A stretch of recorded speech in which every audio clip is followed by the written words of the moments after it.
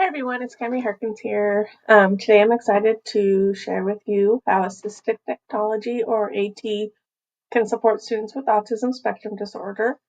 We're going to look at both the low-tech and the high-tech tools across communications, academics, and independent living. For this presentation, I'm using Google Slides and Screencastify. And I'm also going to post this on my resource website. So, what is assistive technology?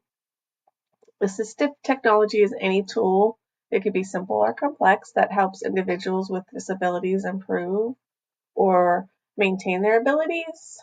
For students with autism, it can help make a huge difference in areas like communication, learning, and life skills. Whether it's a picture schedule or a communication app, assistive technology helps support the independence, reduces frustration, and opens up access to education and the world around them. So assistive technology for communication and language that is low tech are things like the PECS, or picture exchange communication systems, and that gives students a way to ask for what they want by handing over pictures. We have visual schedules and choice boards that help with routines and decision making. We have first and then charts that are great for motivating and behavior support. These tools are simple, affordable, and powerful in helping the students express themselves and to reduce frustration.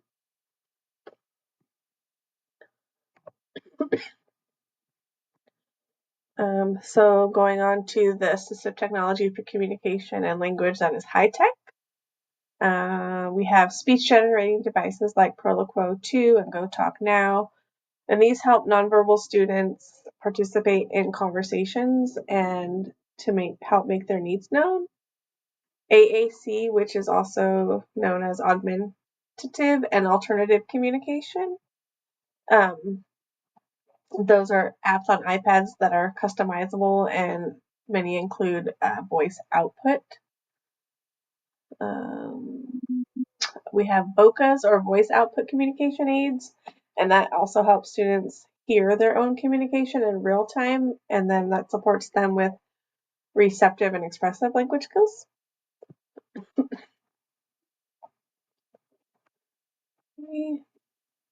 When it comes to assistive technology for academics and cognition, and there's low-tech assistive technology for that as well. When it comes to learning, the low-tech tools can be valuable. There's things like graphic organizers that help the students organize their thoughts and make sense of information. You can use timers, which help support focus and time management by helping keep the students on track.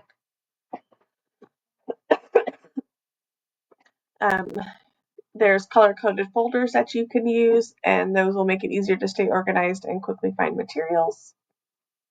And then checklists, which encourage independence by helping students remember steps and complete tasks.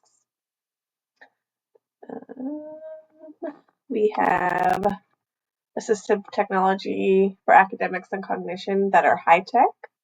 And the high-tech tools for learning include things like Snap and Read or Natural Reader, which are text-to-speech tools that help students access grade-level content.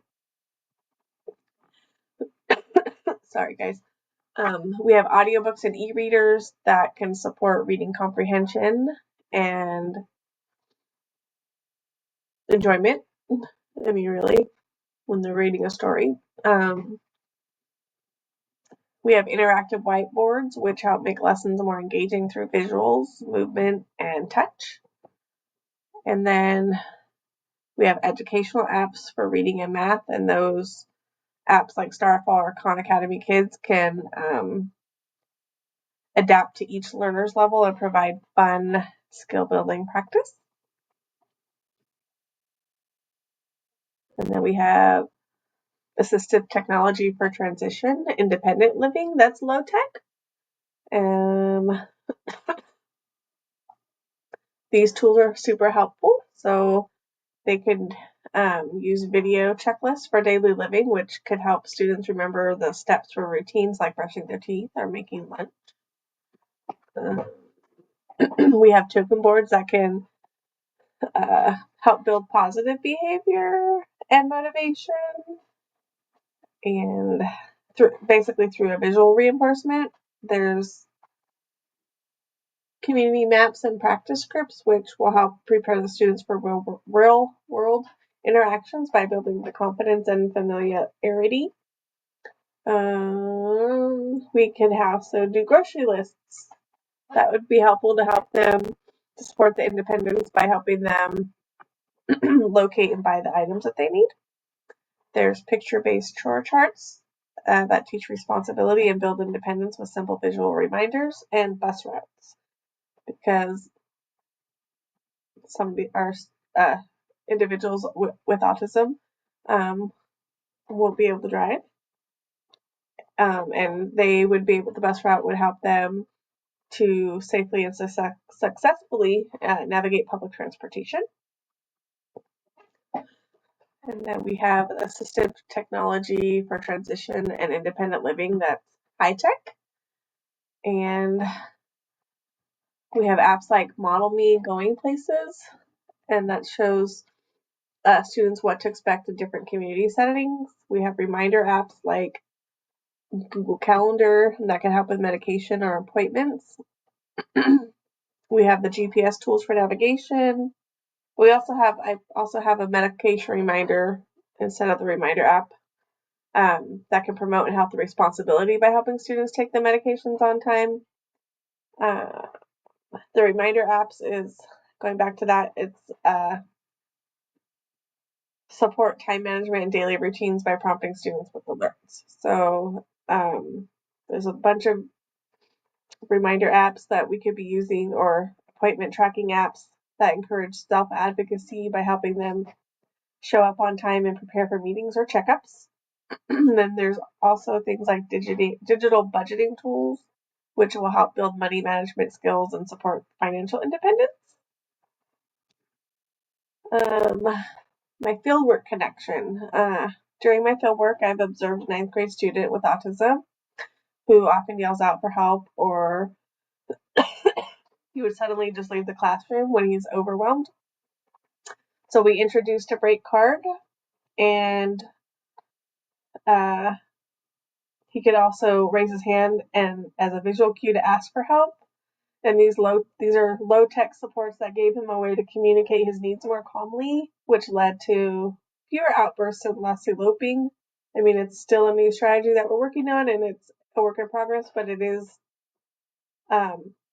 proving to be positive, and it's just a great reminder for me when doing this assignment that just with the right assistive tools, it can make a really big impact for our students with autism. Going into tips for implementation. When implementing assistive technology, collaboration, I think, is key. We work with speech pathologists, occupational therapists, families, and assistive technology specialists. I think if we work closely with all of these individuals, it'll help make sure that the technology fits each student's unique needs and IEP goals. Sorry, guys. I say for training and monitoring, we need to give students and staff the proper training on how to use the tools, have a trial period to collect data and see what's working, and then, adjust as needed. I think that we can empower through assistive technology because it opens the doors for students with autism, and whether it's helping them communicate, to succeed academically, or gain independence in daily living, assistive technology can build important skills that will last a lifetime for them. And it's important to keep evaluating tools regularly and stay creative, because what works for one student might change over time. So by staying flexible and focused on each student's unique needs, we can help them reach their full potential. And that's it. Here's all my references that help me make this presentation possible. I hope you guys all have a great night, and I'll talk to you later. Bye.